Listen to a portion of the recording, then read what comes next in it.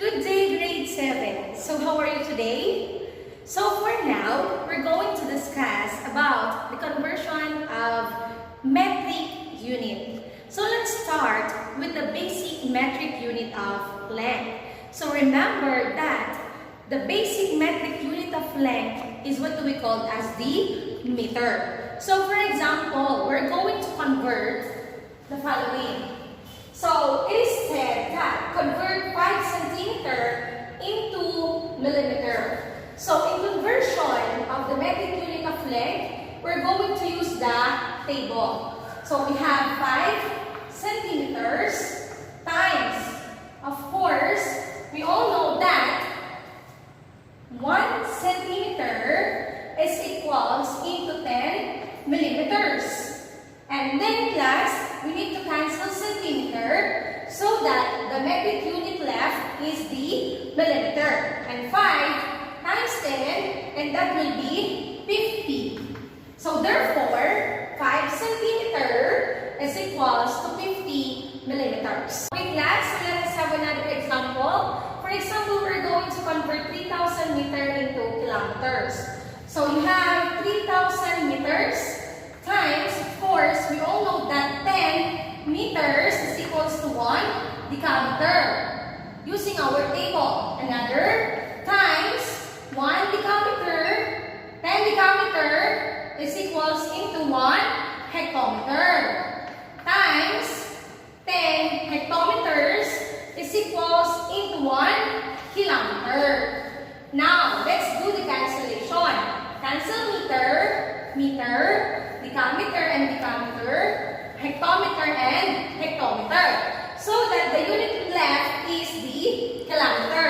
And then, let us do the operation.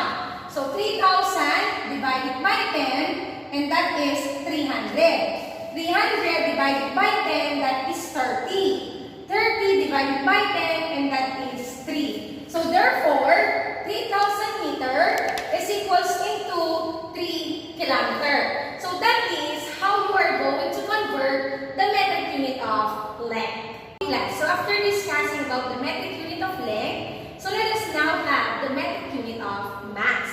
Remember that the basic standard unit of mass is the grams, wherein it is denoted by small letter G. So for example, class, your task is to convert 12 grams into kilograms. So, you have 12 grams times, of course, we all know that 1,000 grams is equals into 1 kilogram. And then, class, we need to cancel this. 12 divided by 1,000, and that is equivalent into 0.012. So therefore, 12 grams is equals into 0.012 kilograms. Another example, for example, we're going to convert 22 kilograms into grams. So you have 22 kilograms times, of course, we all know that 1 kilogram is equals into 1,000 grams. Cancel kilogram and kilogram so that we are going to have the unit of gram. And 22 times 1,000, and that is 22,000. So therefore, 22 kilograms is equals into 22,000 grams. Okay, class, so let us have another example. For example, we're going to convert 2.42 centigrams into kilogram. So you have 2.42 centigrams times, so we all know that 10 centigram is equals into 1 decigram. Then, 10 decigram is equivalent into 1 gram. Times 10 gram is equivalent into 1 decagrams. Times 10 decagram is equivalent into 1 hectogram. Times 10 hectogram is equals into 1 kilogram. Now, class, let us cancel centigram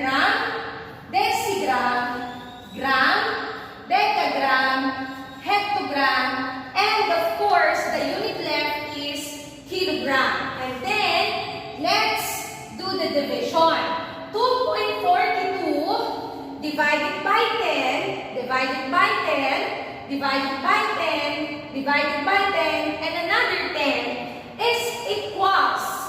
So you can use the simplest method. So you have 2.42. You can move your decimal point starting from right, going to left. How many times? Just count. 1, 2, 3, 4, 5. So 5 times. Move your decimal point. 1, 2, 3, 4, 5. This will be your decimal point. Add 0. So 0, 0, 0, 0. So therefore, 2.42 centigram is equivalent into 0.0000242 kilogram. And that is some of the example of the conversion of metric unit of mass. So now we're down into the metric unit of time. Remember that the basic standard unit of time is the seconds, denoted by small letter s. Okay, so for example, we're going to convert 3 millennia into scores using your table or the table posted in our books. So we have 3 millennia times. So we all know that 1 millennium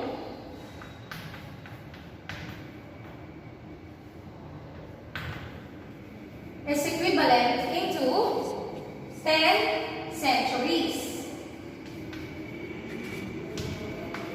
times 1 century is equivalent into 100 years times 20 years is equals into 1 scores. Now class, let us cancel all the units except the scores. Millennia, centuries, years, and of course, the unit is scores. 3 times 10 times 100, and that is 3,000.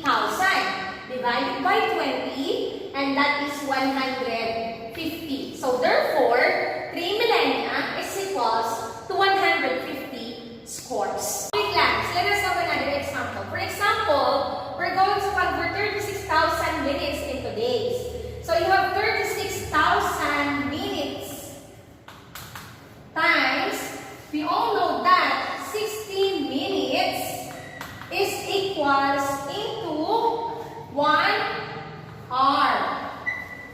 And of course, we all know that 24 hours is equals into 1 day. So 36,000 divided by 60 divided by 24, and that is equals into 25 days. So therefore, 36,000 minutes is equals into 25 days. Okay, another example. For example, we're going to convert 4 weeks into hours. So using our table again, so you have 4 weeks times, of course, we all know that 1 week is equals into 7 days times 1 day is equals into 24 hours. And then cancel week and of course days. So 4 times 7 times 24 is equals into 672 hours. So therefore, 4 weeks is equals to 672 hours. Okay class, so that is how you're going to convert the metric unit of time. So that is how you are going to convert. I hope you learn a lot about this topic. So, if you have questions, do not hesitate to ask your teacher. So again, stay safe and keep smiling. Laos Deo.